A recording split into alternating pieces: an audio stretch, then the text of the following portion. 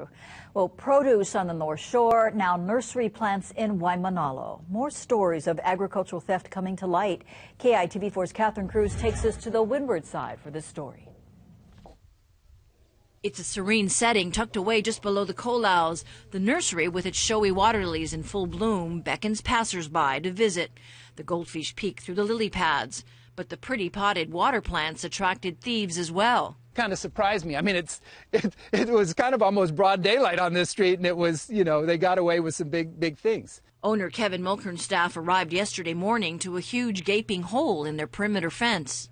They were pretty bold. I mean, there's street lights, it's a wide road, there's no place to hide. They must have had someone on either end of the road as lookouts. Among the items missing, some rather exotic bamboo in 125-gallon pots. These are not that light. It takes about 2 people to lift up, and then to wiggle under the fence, I'm kind of guessing maybe even a third person to guide it out, because they are about 8 to 12 feet tall. There was one here and one back here. So the yellow one was in the back, the black in the front.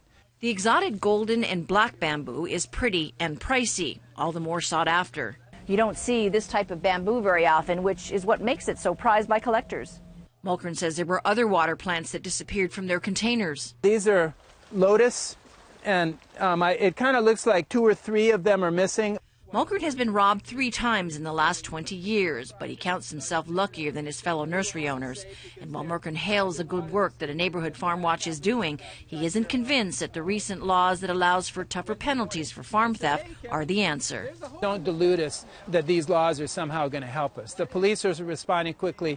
The legislature is passing new laws, but nobody's keeping track. Is it of value? Mulkern is frustrated and angry that people are profiting off his hard work. He just wants to make sure that criminals are prosecuted for their crimes. More can the farmers, what can they do to prevent becoming targets? Well, Paula, certainly fences help act as a deterrent, but in this case, they cut the fence. The other night on the North Shore, police showed examples of infrared cameras that can be installed and secured in trees. Farmers are also being urged to post signs, but Mulkern expressed some frustration that those things cost money. Back to you. All right, thanks.